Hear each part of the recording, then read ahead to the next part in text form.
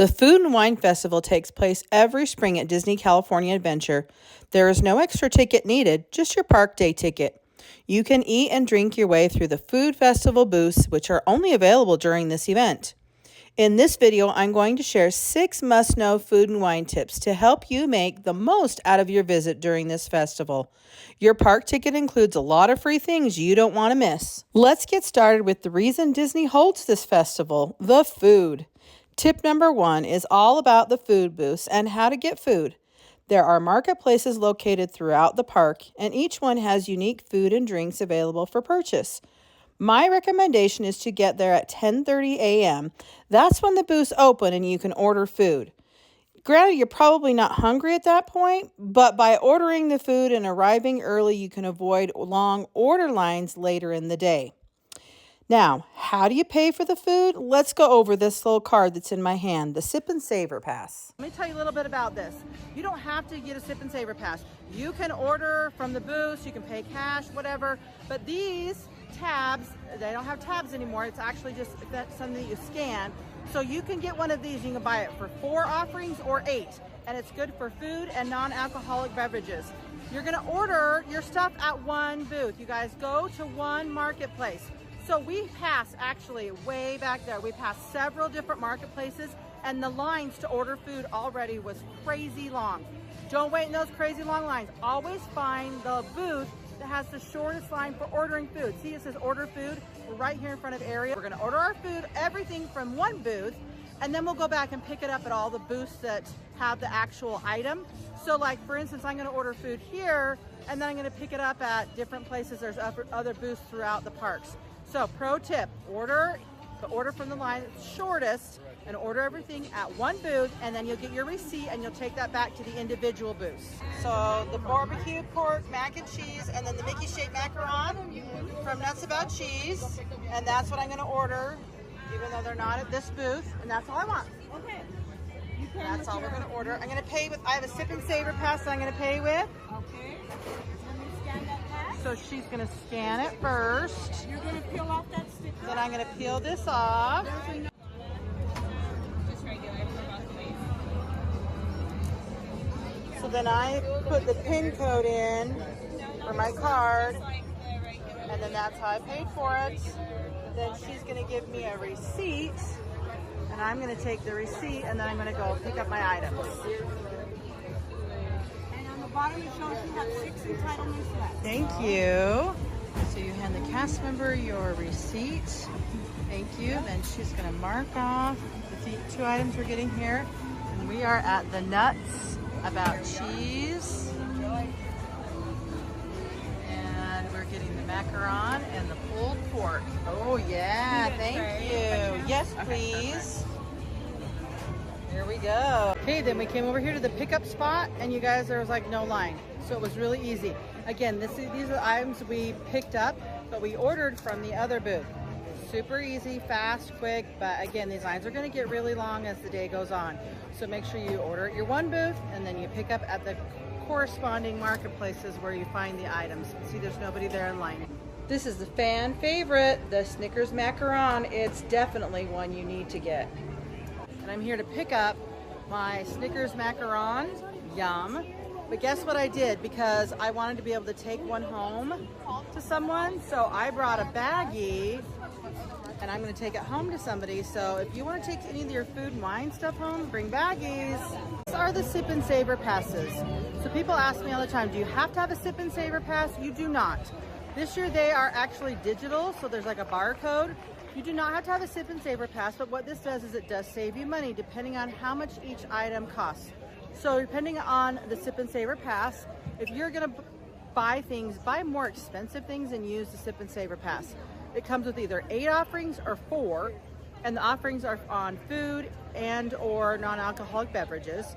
So you can buy your Sip and Savor Passes. I recommend buying it when you first come into the park at Julius Katz & Sons.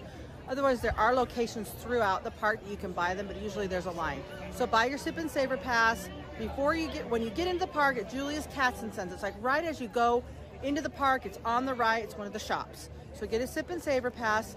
If you are going to try 4 or 8 different things while you're here at the festival, You can use this throughout the festival, so you could buy 2 things today and then 4 things the next day and then 2 on your last day or something.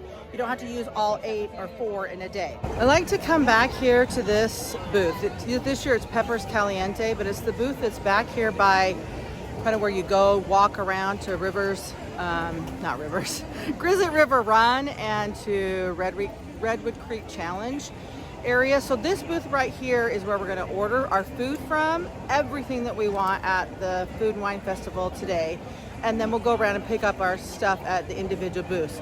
But this booth is like kind of tucked back behind over here, and so most people don't remember about it.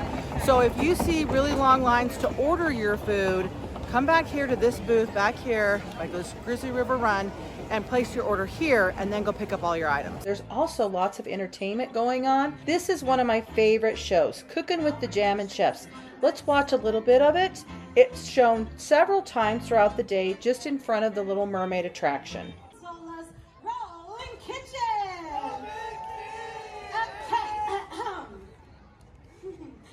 As I was saying, my sous chefs here are each experts in their own specialties. Woo!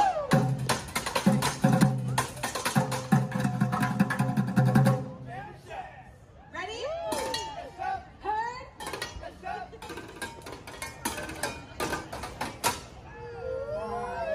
And last but certainly not least, the chef who brings the texture and that satisfying crunch, it's Chef Pop. Eat corn.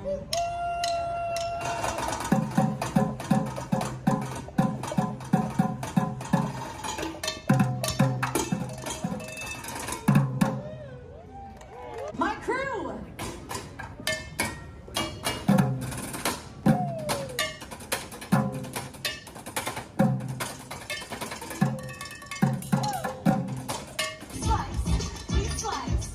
Slice, and dice everyone down. Slice, very good, slice. Please slice, I don't see you over here. Please slice, yes, please slice, and that is excellent. In addition to the Jammin' Chef show, there are more entertainment opportunities. Over back in Hollywoodland on the stage by Monsters, Inc., they offer culinary shows for free and also some mixology classes that you can sign up for. Then over on the stage in front of Pixar Pier, you can listen to different bands throughout the festival. Check the entertainment app for times. They are mostly offered on the weekends.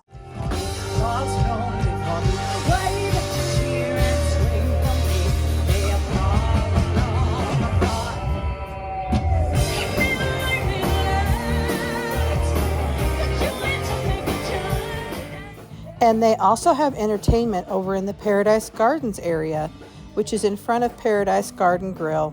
You'll find entertainment sprinkled throughout the park for your enjoyment during the Food and Wine Festival, and it's included and free during this event. Next, don't miss Food and Wine Festival tip number 3 is enjoy the return of Soarin Over California. This attraction changes to the original version every year, only during the Food and Wine Festival at Disney California Adventure. You don't want to miss the opportunity to ride this version of the attraction. A few fun facts about this attraction. In this scene on the golf course in Palm Springs, pay close attention to the golf ball as it comes straight at you. There's a tiny, hard-to-spot hidden Mickey on the golf ball as it heads towards you. Have you ever seen it? And this famous scene, can you smell the oranges? Well, did you know that on opening morning of Food and Wine Festival, cast members pass out oranges in the morning to guests as they exit the attraction?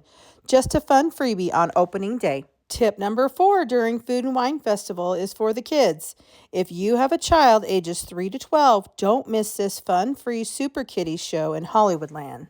Where you decorate cupcake. This is the check-in area. Tell me more about the show this year. It's so much fun.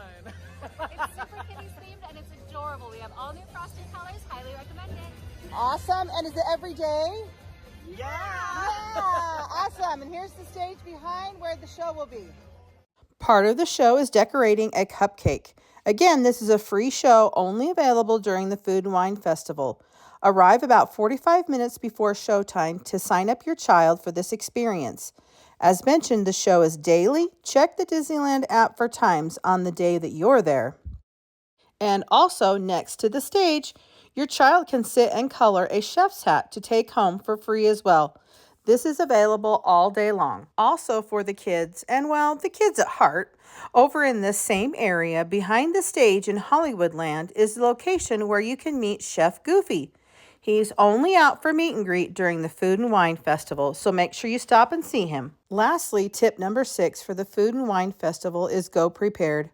Print a free copy of the Food and Wine Festival food guide before your trip. Look at all the options and decide what you want to eat before your visit. The food changes every year and our food guide is up to date and ready for you. Click on the link in the description to print your list. And don't forget to like and subscribe to my channel so you don't miss any Disney tips to help you on your next vacation. Thanks for watching. Till next time.